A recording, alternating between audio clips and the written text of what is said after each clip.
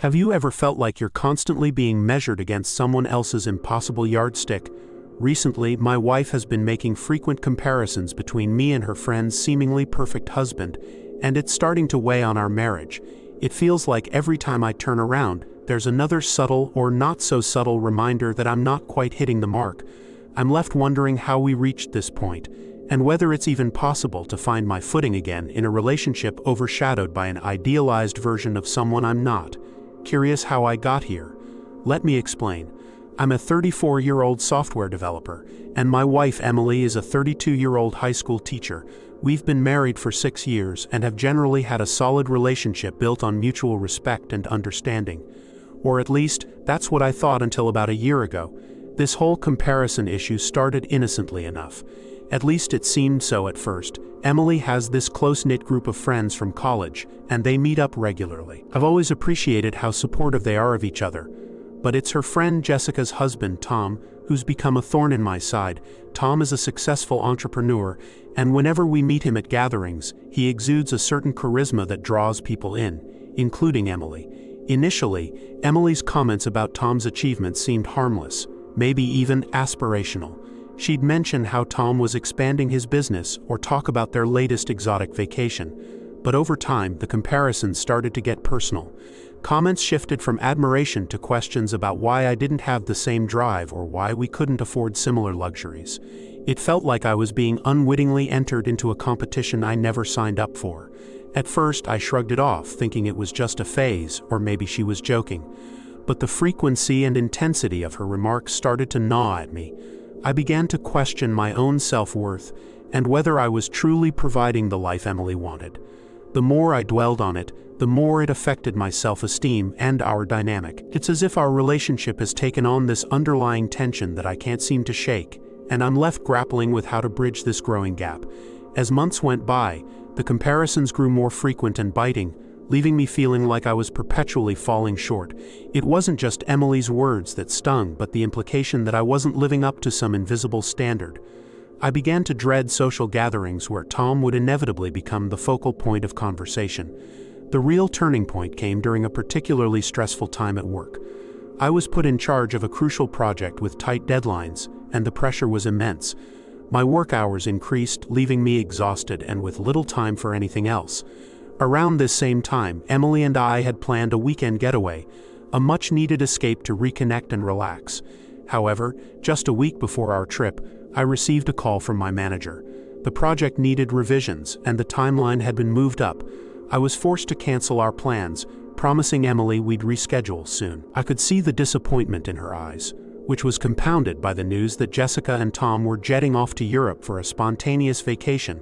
It was the first real curveball, an unexpected work demand, adding fuel to an already smoldering fire.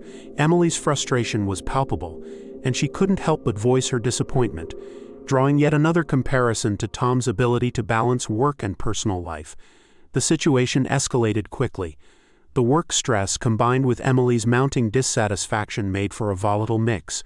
I felt trapped between trying to meet professional expectations and salvaging what was left of our personal life. My anxiety levels skyrocketed, and I found myself retreating inward, unsure of how to communicate my feelings without sounding defensive or inadequate.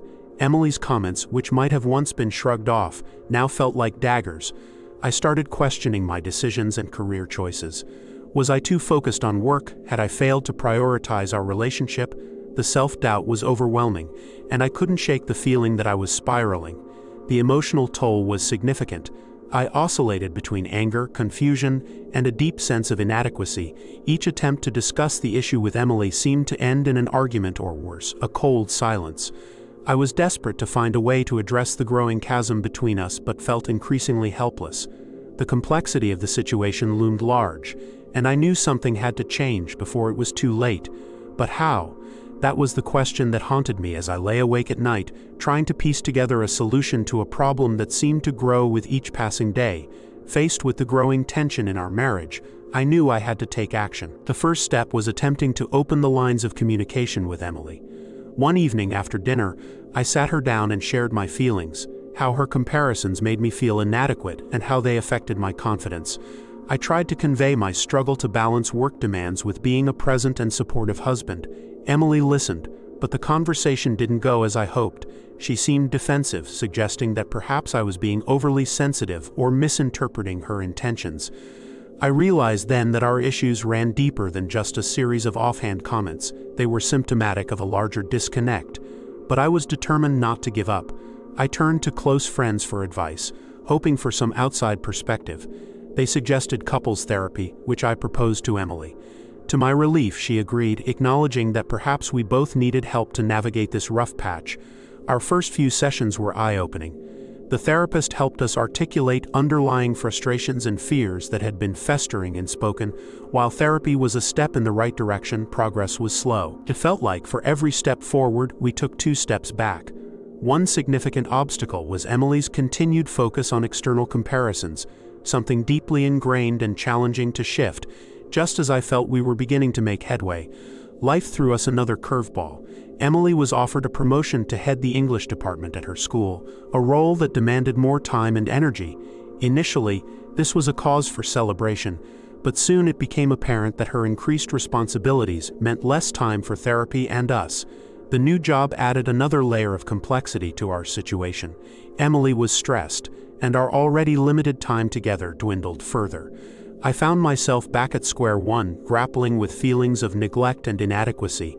With Emily's new role and my demanding project, we struggled to find time to connect, let alone resolve our differences. It was as if life had conspired to keep us apart when we needed each other the most. The added pressure from both our careers only amplified the tension, leaving us both exhausted and emotionally drained. Despite the setbacks, I remained hopeful. The therapy sessions, though sporadic, had shown me that there was still a strong foundation beneath our troubles. It was going to take patience, understanding, and a willingness to adapt if we were to weather this storm together. The ongoing comparisons and the strain on our marriage have taken a significant emotional toll on me.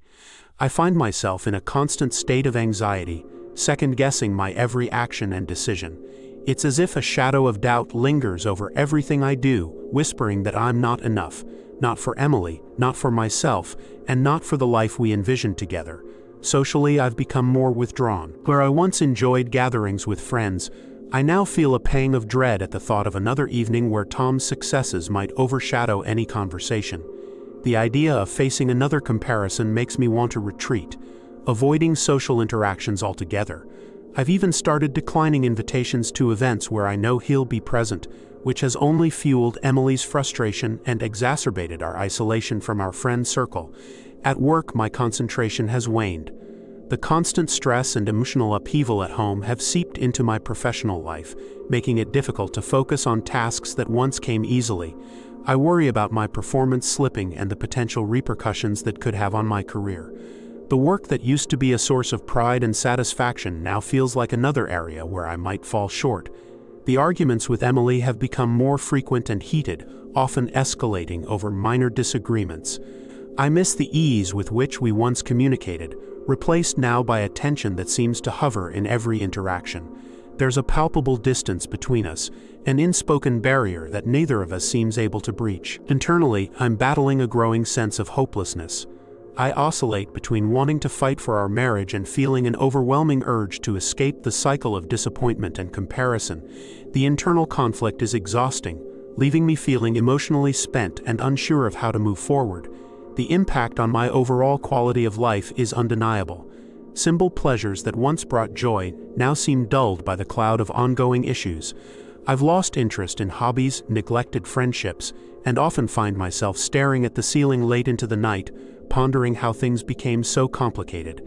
As I navigate these turbulent emotions, the weight of uncertainty about our future looms large. I'm left wondering if we'll ever find our way back to the partnership we once cherished, or if this chapter has fundamentally changed the course of our relationship. As the months dragged on and our attempts at resolution seemed to falter, I found myself contemplating the unthinkable. Despite the therapy sessions and heartfelt conversations, it felt as though Emily and I were spinning our wheels in the mud. The realization hit me like a ton of bricks. What if we couldn't mend this rift? What if the only way to find peace was to consider separation? The thought of a breakup was terrifying. We had built a life together over 6 years, full of memories and shared dreams.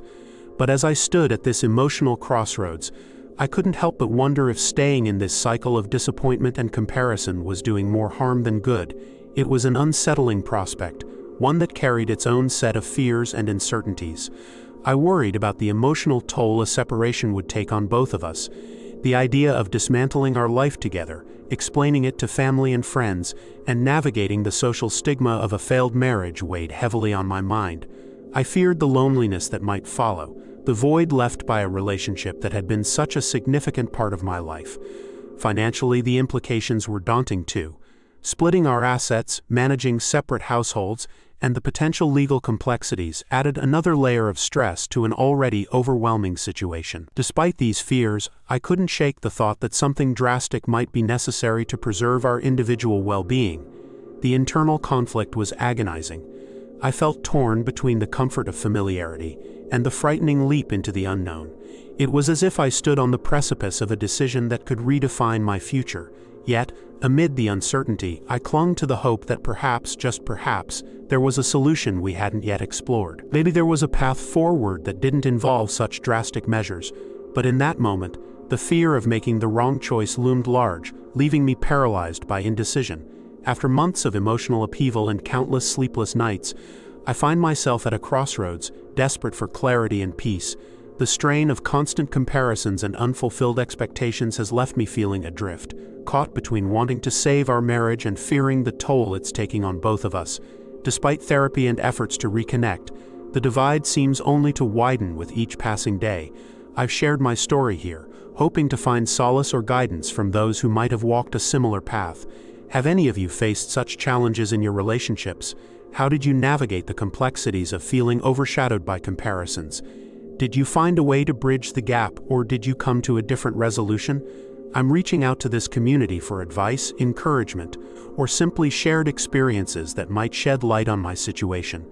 Perhaps there's an approach I haven't considered or a perspective that could make all the difference. Even if no clear solution exists, sometimes just knowing that others have faced similar struggles can be a comfort. While the prospect of drastic measures looms large, I remain hopeful that there's a path forward, one where Emily and I can rediscover the partnership we once cherished. For now, I'm taking it one day at a time, open to any insight or wisdom you might be willing to share.